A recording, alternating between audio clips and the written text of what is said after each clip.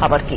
कांग्रेस समेत 7 विपक्षी दलों ने सुप्रीम कोर्ट के चीफ जस्टिस दीपक मिश्रा को हटाने के लिए प्रस्ताव राज्यसभा के सभापति वेंकैया नायडू को सौंप दिया है। गुलाम नबी आजाद और कपिल सिब्बल समेत कुछ अन्य नेताओं के साथ विपक्ष दोपहर 12 बजे वेंकैया नायडू से मिलने के लिए उनके घर पर पहुंचा। इन नेताओं की वेंकैया नायडू से करीब 40 मिनट तक बातचीत हुई। बातचीत के दौरान उन्होंने चीफ जस्टिस दीपक मिश्रा को हटाने वाला प्रस्ताव सौंपा। इस पर 7 विपक्षी दलों के 71 नेताओं ने दस्तखत किए हुए हैं। इनमें से 64 राज्यसभा के सदस्य हैं। राज्यसभा में जज को हटाने के प्रस्ताव लाने के लिए कम से कम 50 सांसदों के दस्तखत होने चाहिए। इसके बाद हुई प्रेस कॉन्फ्रेंस में कपिल सिब्बल ने बताया कि उन्होंने प्रस्ताव में चीफ जस्टिस दीपक मिश्रा पर 5 आरोप लगाए।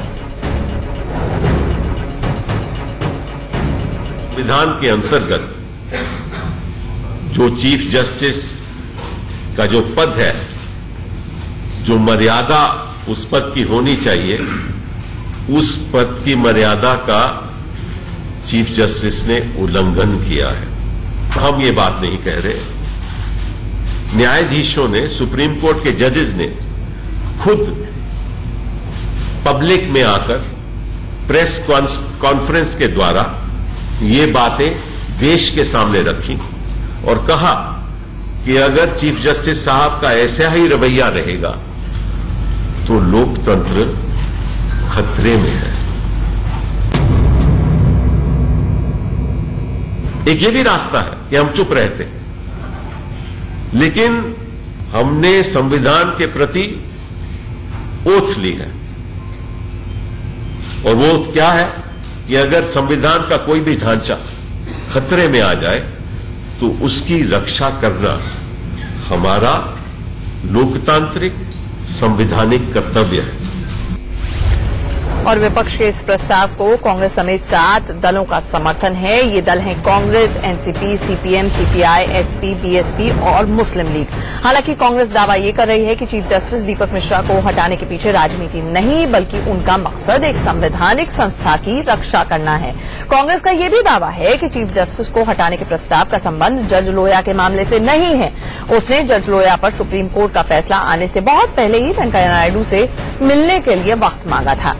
यही नहीं, उसने प्रस्ताव पर सांसदों के दस्तखत भी तब करवाए थे जब संसद चल रही थी। इस प्रस्ताव पर डॉक्टर मनमोहन सिंह के दस्तखत नहीं है, जबकि वो राज्यसभा के सदस्य हैं। कपिल सिब्बल ने सफाई दी कि पूर्व पीएम होने की वजह से उन्हें इस प्रस्ताव से अलग रखा गया है।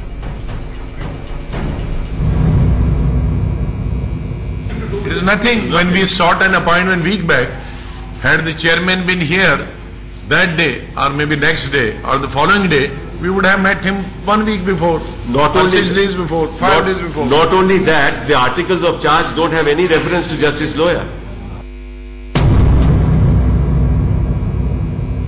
डॉक्टर मनमोहन सिंह को इन्वॉल्व नहीं किया, खुद नहीं किया, क्योंकि पूर्व प्रधानमंत्री रहे हैं।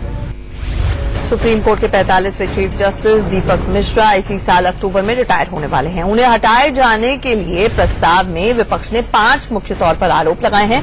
कांग्रेस नेता कपिल सिब्बल का आरोप यह है कि चीफ जस्टिस दीपक मिश्रा ने अपने पद का दुरुपयोग किया। सुनिए प्रेस कॉन्फ्रेंस में कपिल सिब्बल ने उन पर क्या क्या आरोप लगाए।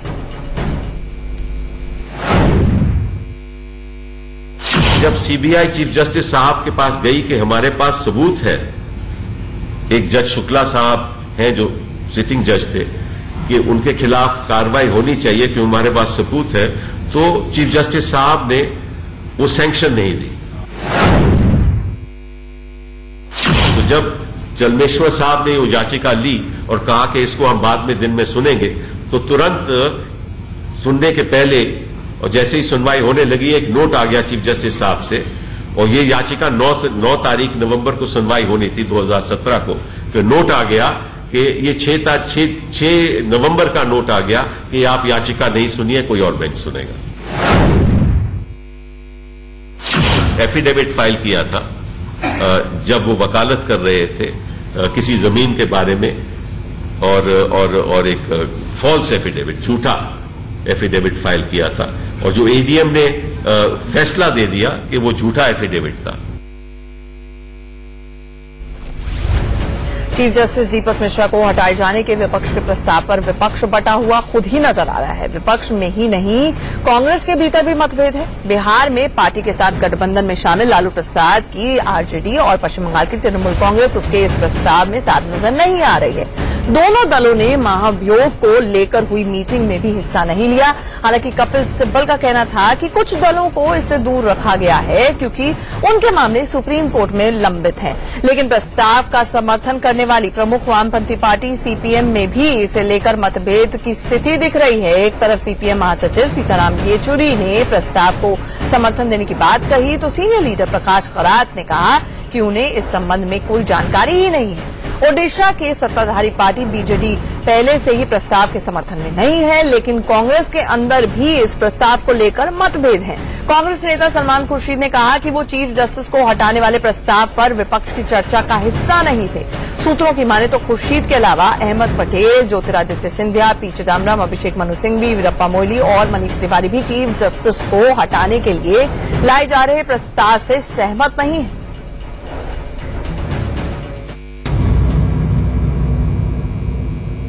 कोई निर्णय आ जाए वो आपको पसंद ना आए उसको लेकर आप ऐसी चर्चा करें कि कोर्ट का विरोध है या कोर्ट का विरोध करने कोई जा रहा है, तो मैं समझता हूँ उचित नहीं है। कोर्ट का जो भी निर्णय होता है वो अंतिम निर्णय होता है, उसको स्वीकार करना होता है। Impeachment is too serious a matter to be played with frivolously on the grounds of disagreement with any judgement or with any point of view of the court. I am not party to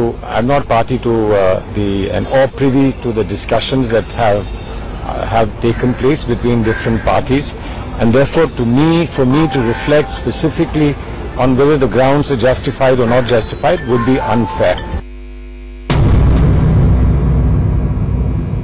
और जहां तक कुछ और लोगों का सवाल है, हम नहीं चाहते थे कि कुछ लोगों के मैटर्स चल रहे हैं, हम नहीं चाहते थे कि उनको एम्बैरेस किया जाए।